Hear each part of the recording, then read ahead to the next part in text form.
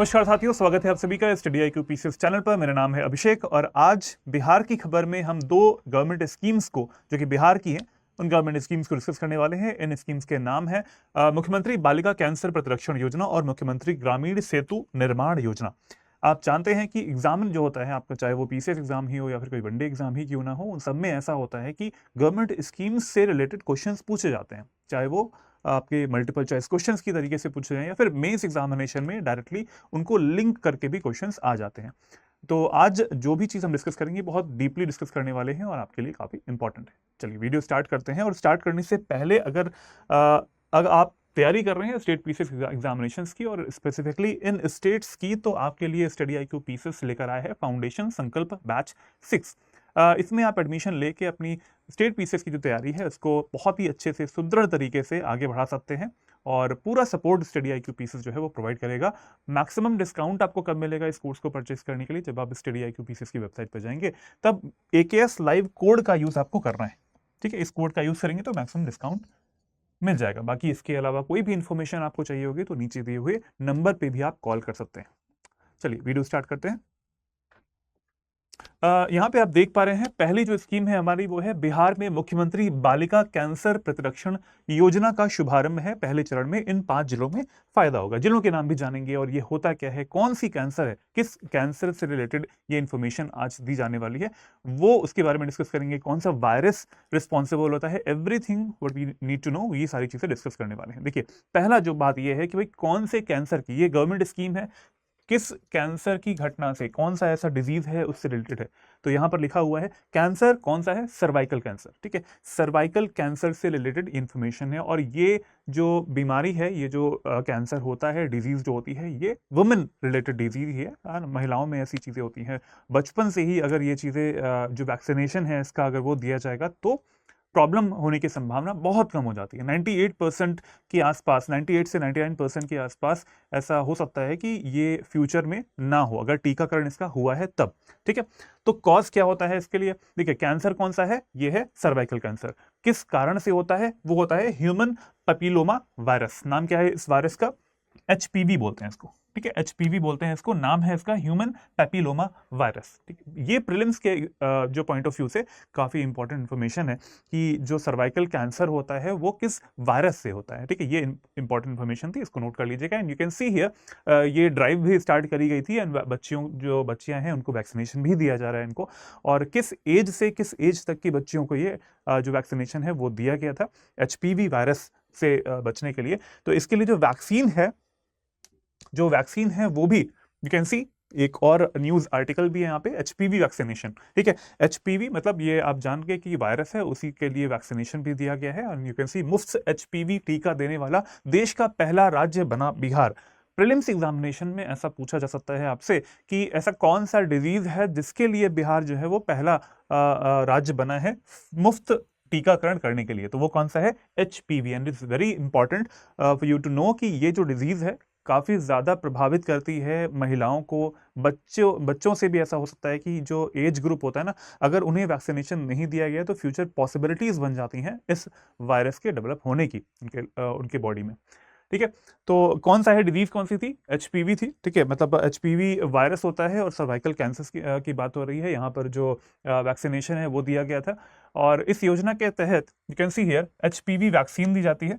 और नेक्स्ट ये पॉइंट लिखा हुआ है कि girls between 9 to 14 years of age, ये जो वैक्सीनेशन दिया गया था ये 9 से 14 साल के बीच की जो एज की जो बच्चियां हैं, जो लड़कियां हैं, उनको ये वैक्सीनेशन दिया गया था। ठीक है, ये पॉइंट भी काफी इंपॉर्टेंट है।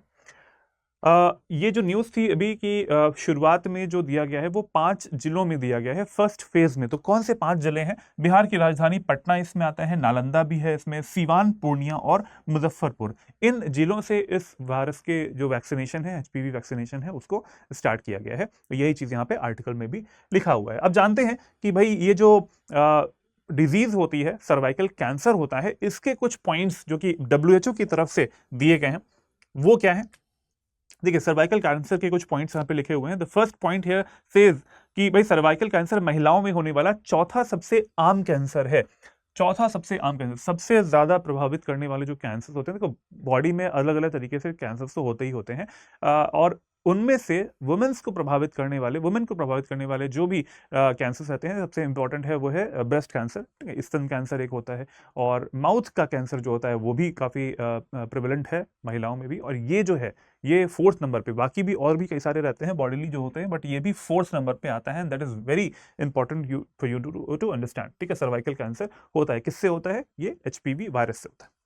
नेक्स्ट पॉइंट है भाई, इसके लिए कहां पर होता है? ये सर्वाइकल कैंसर जो डेवलप होता है वो वुमेन्स के सर्विक्स पार्ट में होता है, the entrance to the uterus from the vagina, ठीक है, वजाइना वाले जो एंट्रेंस वाला पार्ट होता है वहां पर होता है वुमेन्स के सर्विक्स वाले पार्ट में, ठीक है। ये इंपॉर्टेंट पॉइंट है, आपको ये चीज पता होनी चाहिए। नेक्स्ट, ये सारे जो पॉइंट्स हैं ये सब WHO की जो साइट है वहां से मैंने यूज किए हैं, तो आप इनको प्रॉपर्ली नोट डाउन कर सकते हैं अपने कॉपीज में।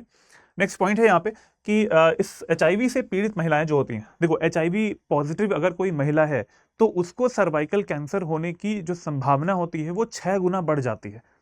ये पॉइंट भी काफी इंपॉर्टेंट है, ठीक है।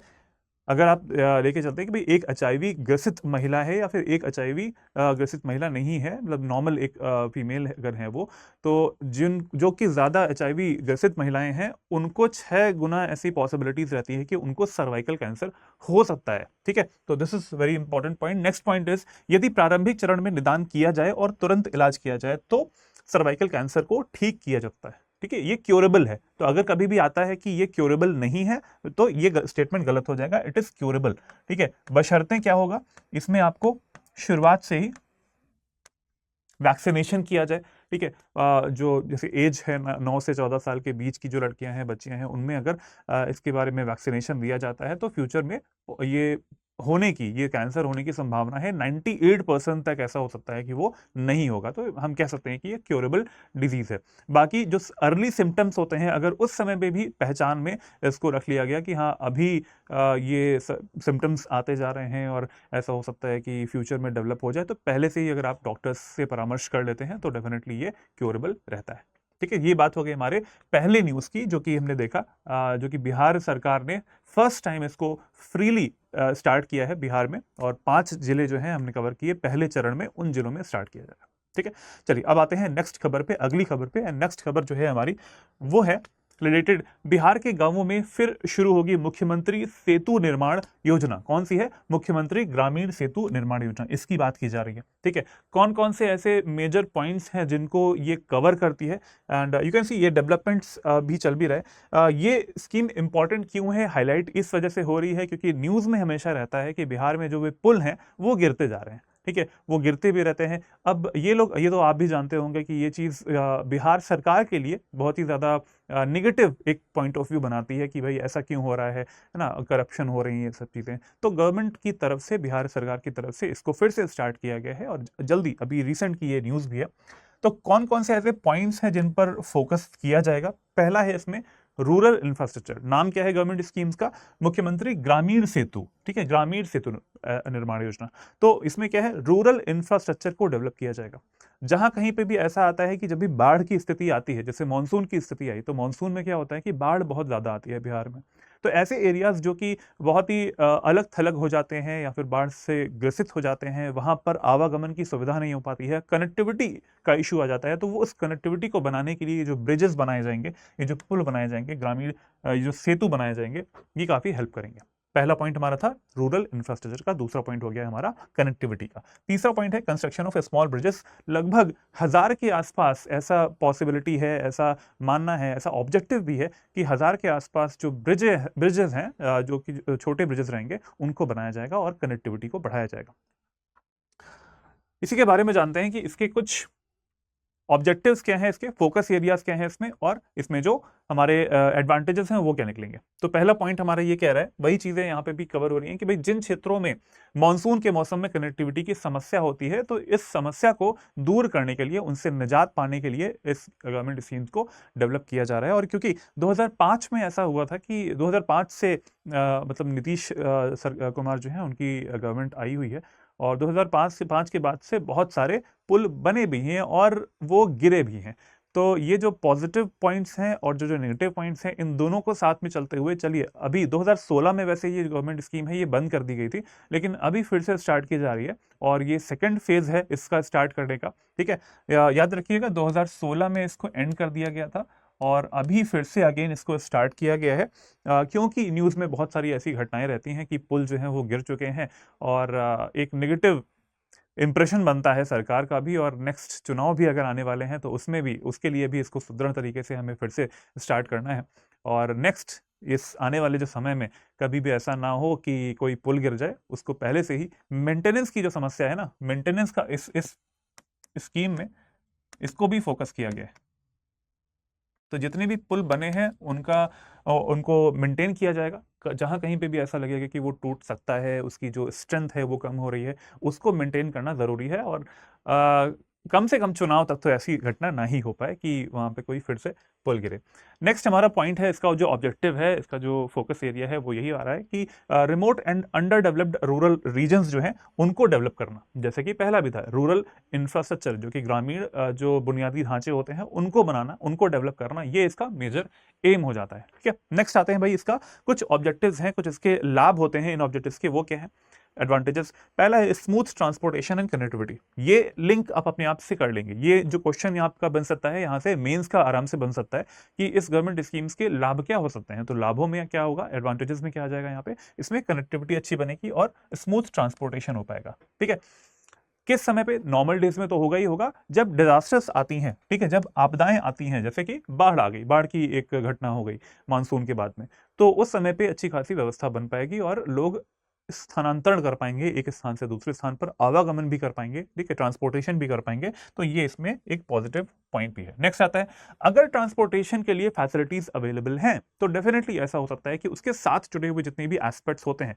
ठीक है, रेदर जैसे मानसून की स्थिति बनी हुई है, इसके अलावा कोई सीजन होता है तो उस टाइम पे भी तो वो पुल यूज में आएंगे। ठीक है, तो वहां पर हम ये कह सकते हैं कि ऐसे एरियाज जो कि ग्रामीण क्षेत्र थे वो कनेक्ट हो पाएंगे बड़े बड़े कस्बों से, जिलों से, या फिर जो बिहार की राजधानी है पटना, उससे भी। ठीक है, तो वहां पर आप देख पाएंगे कि भाई इकोनॉमिक पर्सपेक्टिव से ये चीज काफी अच्छी है। ठीक है, एक इंफ्रास्ट्रक्चर डेवलपमेंट कर दिया सरकार ने। अब उससे क्या है कि आप चाहे आपको कुछ भी टोल्स भी लगाने हैं या फिर कोई अगर ब्रिजेस बनते हैं तो अच्छा रहता है कि उससे कि ट्रांसपोर्टेशन, वो जो सुदूर इलाके वाले क्षेत्र थे वो वहां पे कनेक्ट हो पाएंगे।